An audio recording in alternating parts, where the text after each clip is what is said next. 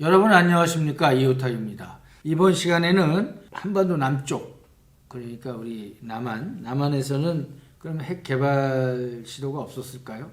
있었죠. 결론부터 말하면 그때가 자주국방의 기치를 내걸었던 박정희 정권 시절이었습니다. 그래서 무궁화꽃이 피었습니다. 김진명의 소설 잘 알고 있지 않습니까? 그래서 예전에 이런 언론에서도 이런 걸 많이 다뤄줬는데요. 최근에는 이게 비밀도 아닙니다. 그렇지만 한동안은 이런 얘기를 공개적으로 하지 못했던 그런 시기도 있었습니다. 소설가 김진명이 쓴 그 무궁화꽃이 피었습니다. 그 내용 잘 기억하시죠? 일본이 한국을 이렇게 군사적으로 공격하니까 남북한이 비밀리에 합작 개발했던 핵미사일로 일본을 응징한다. 이런 내용이 아주 눈에 띄는데 그런 일이 실제로 일어날까요? 아무튼 그 소설로 인해서 예전에도 간간히 언급이 됐지만 이휘소 박사 그분이 이제 단연 주목을 받았는데요. 이 양반은 1935년도 서울에서 태어나가지고 미국에 유학길에 올랐다고 합니다. 미국명은 벤자민 리라고 하고요. 소설 속에서 이 박사는 핵무기 개발을 시도하다가 의문사한 과학자로 등장하는데 사실은 이분은 그 제자나 지인들에 따르면 핵 개발하고는 거리가 상당히 있었던 이론 물리학자였다고 합니다. 그러니까 북한의 리승기 박사 이런 분하고 많이 연상이 좀 되는 그런 물리학자 같은데요. 리승기 도성록 박사가 월북한 물리학자들이었다면 이휘소 박사는 미국이나 이런 해외에서 공부한 그런 물리학자라는 특징이 있습니다. 이휘소 박사 얘기는 아까 좀 전에 리승기 도성록 박사 얘기한 것처럼 살짝 언급은 하겠습니다. 그러면 박정희 대통령이 암호명 무궁화꽃이 피었습니다로 명명한 핵무기 개발 비밀 프로젝트를 추진했는데요. 그거를 결정한 거는 1969년 7월 닉슨의 그 괌 독트린 아시지 않습니까? 그래서 당시 이제 미국의 한반도 방어 우상이 좀 와야 된다 그럴까요? 완화되고 1971년 주한미군 7사단이 철군이 이제 가시화되니까 그때 이제 안보를 강화하기 위해서 말하자면 자주국방 이런 걸 내세우면서 그 이면에 핵무기 개발 계획을 모색했다고 합니다. 그래서 나중에 그 미국 하원의 프레이저 보고서에 따르면 닉슨 독트린 이후 한국은 1970년 말 국방과학연구소와 함께 비밀리에 무기개발위원회를 만들었고 이 위원회에서 핵무기 개발을 했다 이런 증언이 나와 있습니다. 당시 그 유재홍 전 국방장관이 1999년 아마 11월 달에 그 MBC에서 이제는 말할 수 있다 이런 프로그램에서 인터뷰를 했는데 당시 박정희 대통령이 두 가지를 강조했다고 합니다. 하나는 남북한까지 갈 수 있는 미사일, 또 하나는 원자탄, 원자폭탄을 만드는 것이라고 이렇게 증언했는데 역시 원자폭탄을 만들면 그 투발장치 미사일이 같이 동반되는 걸 알 수 있습니다.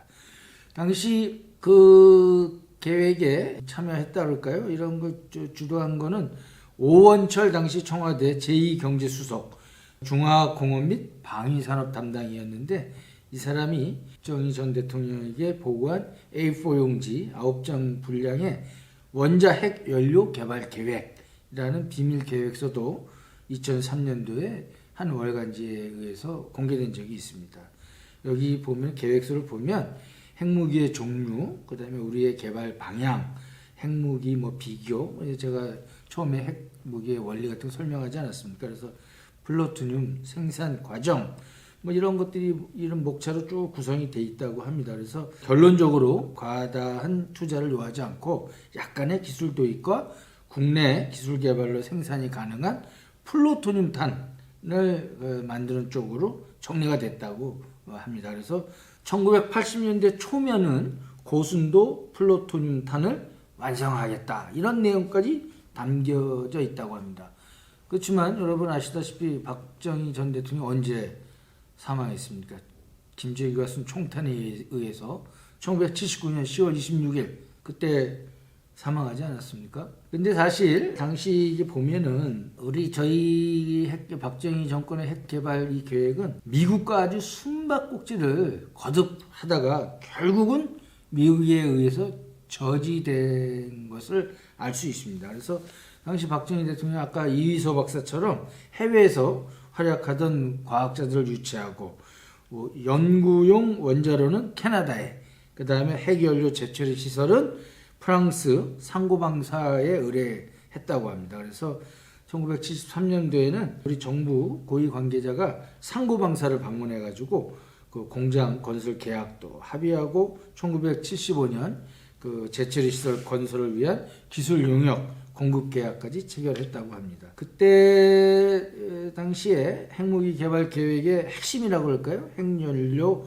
재처리 시설, 플루토늄을 추출하려면 왜 재처리 시설이 있어야 되지 않습니까? 그래서 재처리 시설 설계 도면 뭐 이런 것들도 언론에 의해서 공개가 됐다고 합니다. 그래서 아무튼 이 박정희 대통령이 비밀리에 핵 개발이 추진됐는데 미국은 이거를 일찍이 파악을 한 모양입니다. 그래서 이거를 적극적으로 방해를 하는데요. 1998년도에 비밀 해제된 1970년대 미국 대사관하고 우리 주한 미국 대사관하고 봉국 사이에 오간 기밀 전문을 이렇게 보면은 1970년대 중반경에 한국 정부가 핵무기 개발을 위한 연구를 진행 중이며 미국이 이를 적극 만류했다. 이런 내용도 포함되어 있습니다. 그래서 미국 정부는 박정희 대통령한테 1975년도에 핵무기 확산 금지 조약 NPT 비준하도록 하고요. 프랑스한테는 재처리 시설 판매하지 말라는 압력을 가하기도 했습니다. 그래서 1976년 아마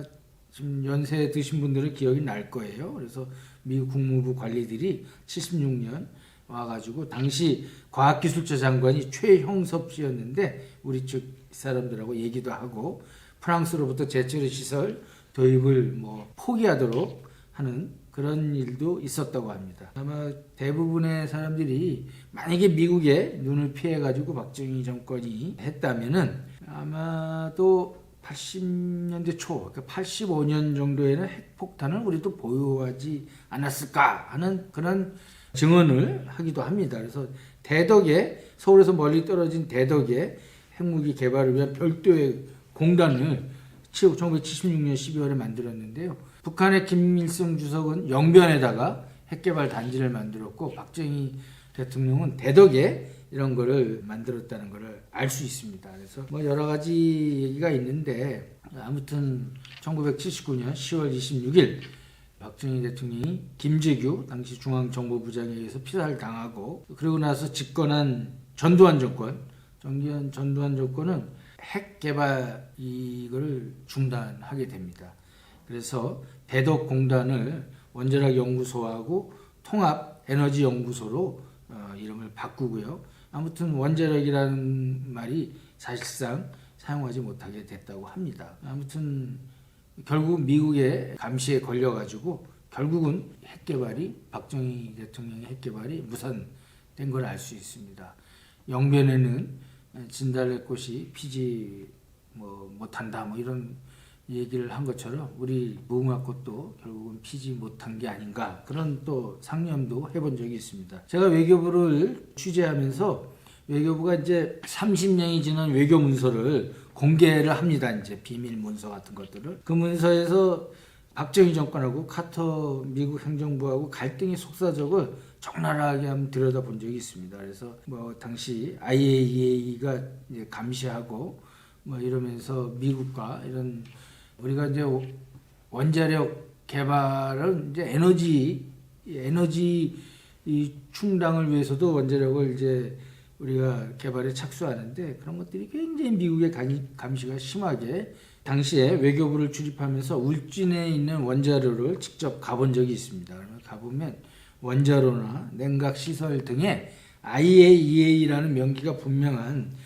봉쇄 장치가 곳곳에 붙어져 있습니다. 그래서 그거를 폐쇄 카메라로 모든 장면이 찍혀가지고 제네바에 있는 IAEA로 보내지는 겁니다. 그러니까 제네바에서 우리 한국의 원자력 활동은 거의 다 실시간으로 들여다보고 있는 겁니다. 그래서 과거 사료를 이렇게 들여다보면서 모르겠습니다. 나중에 부하에 의해서 피살돼서 이 핵개발의 중도 실패를 맛본 박정희 대통령이 지금의 이런 모습을 어떻게 생각할지 모르겠는데, 과거 사료를 들여다보다 제가 아주 흥미로운 대목을 발견했습니다. 박정희 대통령이 당시에 온 국민이 힘을 뭉쳐가지고 고슴도치가 되는 길, 그걸 핵무기를 보유하고자 하는 그 의지를 고슴도치가 되는 길로 표현했다고 합니다. 고슴도치, 자주국방의 다른 표현이지만 그 의미가 체감적으로 다가오지 않습니까? 코끼리나 사자도 전신의 가시를 고추세운 고슴도치를 함부로 건드리지 못한다, 이런 말을 했다는데, 이 비슷한 말을 북한의 김일성 주석도 합니다. 어떻게 보면 외세에 수천 년간 시달렸던 우리 한민족, 한반도에 사는 사람에게 원자탄, 이 한방이 어떤 정서로 다가왔는지 아주 실감나게 표현해주는 단어가 저는 고슴도치라고 생각을 합니다. 이 대목에서 뒤에 이제 사진이 보이시죠? 이게 2004년 9월 18일입니다. 당시 정동영 통일부 장관, 그러니까 당시 외교안보 쪽을 총괄하고 있었던 분이죠. 정동영 장관, 반기문 외교통상부 장관, 오명 과기부 장관, 이런 분들이 지금 정부 청사에서 말하자면 우리 한국의 핵개발 의혹에 대해서 공식 해명하는 장면입니다. 이게 무슨 일이냐면요, 국제원자력기구 IAEA가 한국에서 미신고 핵 활동이 있었다. 그러니까 그거를, 이게 무슨 일이냐, 니네들이 갑자기 어디서 비밀리에 이 핵 물질 추출 이런 실험을 하느냐 그래가지고 발칵 뒤집힌 적이 있는데요, 이거를 해명하는 장면입니다. 그러니까 제가 당시에 쓴 기사도 여기 있는데, 이 사건이 2000년도쯤에 IAEA 규정상 신고 대상인 우라늄 농축 실험을 무단으로 2000년께에 아마 실시한 사실이 2004년 그 IAEA한테 뒤늦게 포착된 겁니다. 그게 당시를 잘 아는 외교부 지인한테 그걸 확인해 봤더니, 요거는 우라늄의 핵 분열 물질이 235 아닙니까? 238. 이거 원심 분리를 이용해서 이렇게 돌리면은 238이 고농축이 돼가지고 나중에 그 핵무기를 만드는 고농축 우라늄이 된다고 제가 일전에 소개하지 않았습니까? 근데 이때는 2000년도에는 그런 원심 분리기 방식에 의한 게 아니고, 레이저를 쏘면은 235가 분리되는 그런 실험을 아마 했던 것 같습니다. 이 실험실에서. 이 핵 물리학자들은요, 요걸 꼭 해보고 싶어 합니다. 이 핵 분열 물질을 만드는 이 실험을 하는 건데, 실험실에서 과학자들이 몰래 그걸 했던 거예요. 그래서 이게 이제 말하자면 포착이 돼가지고 IAEA가 발칵 뒤집혀가지고 이게 무슨 소리냐. 그래서 이거를 IAEA, 그 다음에 유엔 안보리에 회부하겠다. 이러니까 우리가 깜짝 놀래가지고, 이걸 해명한 건데요. 사실은 그 활동 말고 또 하나가 있었는데, 이게 아주 재미난 사건입니다. 이 IAEA 사찰단이 와서 이렇게 전부 다 뒤져봤는데, 대덕으로 이 연구소가 가기 전에는 어디 있었냐면은, 이런 과학연구소가 홍릉에 있었습니다. 홍릉에. 그 이제 다 철수했으니까 이미 뭐 다른 시설로 전환됐는데, IAEA 사찰단이 홍릉에 한번 가보자. 홍릉에 가서 무슨 일이 있었는지 우리가 한번 조사해 보겠다 해서 홍릉을 데려갔더니 거기서 플루토늄 흔적이 발견된 겁니다. 이 우라늄하고 달리 플루토늄은 이 흔적이, 이게 그 시설이 없어지고 그래도 그 지역에 다 남아 있습니다. 그래서 그걸 잘 시료를 추출해 가지고 조사를 해 보면요, 나무의 나이테처럼 언제 얼만큼의 이 재처리를 해 가지고 플루토늄을 추출했는지 이게 쫙 나옵니다. 그런데 거기에서 플루토늄이 추출된 거예요. 그래서 우리 한국 정부, 한국 당국도 모르고 있어가지고, 그 우리 당국자들이 70년대 거기서 연구를 했던 과학자들 수소문해가지고 증언을 어렵게 들었다고 합니다. 그러니까 뭐냐면, 이 실험실에서 이 핵 원자력 물리학자들이 이걸 한번 플루토늄을 한번 추출해가지고 한번 아주 조그만 양을 한번 해보자. 그래 그 당시만 해도 그렇게 하고 그냥 어디다 폐기해버리면 모를 거로 생각했던 겁니다. 그래가지고 그래서 폐기했다, 뭐 이렇게 기록을 남겼다는 거예요. 근데 그게 이 IAEA 이 사찰단에 의해서 그 흔적이 포착된 거예요. 그래서 이 당시 정동영 그 통일장관, 반기문 외교통상부 장관, 오명 과학기술부 장관이 공동 기자회견을 열어가지고 이 두 개를 해명하고요. 군사적 목적의 핵개발 계획을 추진하지 않았고 핵무기 개발과 관련된 활동이나 교류에 참여하지 않을 것이다. 그리고 앞으로 핵의 투명성 원칙을 확고히 유지하고 IAEA 공정성과 전문성에 입각한 검증에 기대하며 IAEA 사찰에 적극 협력한다. 그러나 평화적 핵의 이용은 계속해 나갈 것이다. 이거를 밝힌 거예요. 그래서 당시 레이저를 이용한 우라늄 농축, 그 다음에 70년대 플루토늄 아주 미세한 양의 이런 거 추출한 거 이런 거 다 해명하고 결국 이제 국제원자력기구가 2008년 한 몇 년 지나고 나서 그러면 이제 모든 의혹이 해소됐다 이런 평가를 내리게 된 겁니다.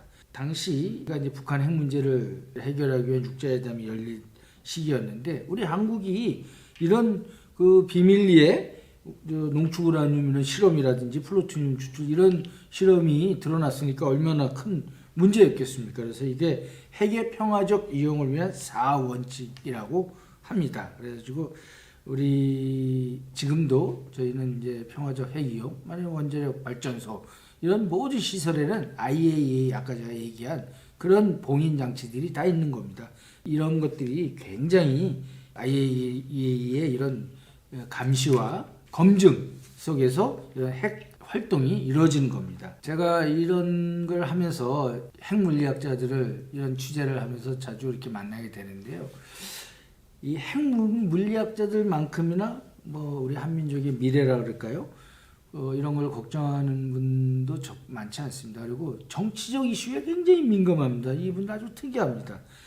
그래서 사실 뭐 무궁화꽃이 피었습니다라는 이런 책이 뭐 과학도들만 관심을 갖고 읽고 그러지 않지 않습니까? 일반인들도. 우리 한민족한테는 핵이 어떤 존재인지 이거를 상징적으로 보여주고 있는 겁니다. 1994년 제네바 합의 이후에 이제 북한의 경수로를 2기 지어주기를 하지 않았습니까? 그래서 거기 심포, 북한의 심포지구에 기로한 경수로 그것이 그때 당시 말로 한국형 경수로였습니다.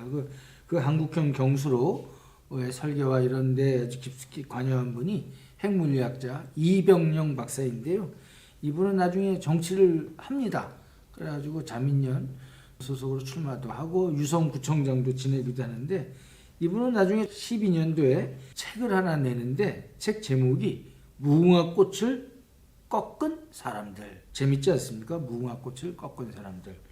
과연 무궁화꽃을 꺾은 사람들입니까? 아니면 무궁화꽃을 꺾은 미국입니까? 아무튼 그런 어떤 정서를 잘 담은 책 제목이라고 생각합니다. 마지막으로 평소에 제가 존경하는 우리 오준 전 유엔 대사가 최근 어느 신문에 칼럼을 썼는데 칼럼의 제목이 뭔지 아십니까? 비핵화는 과학이다.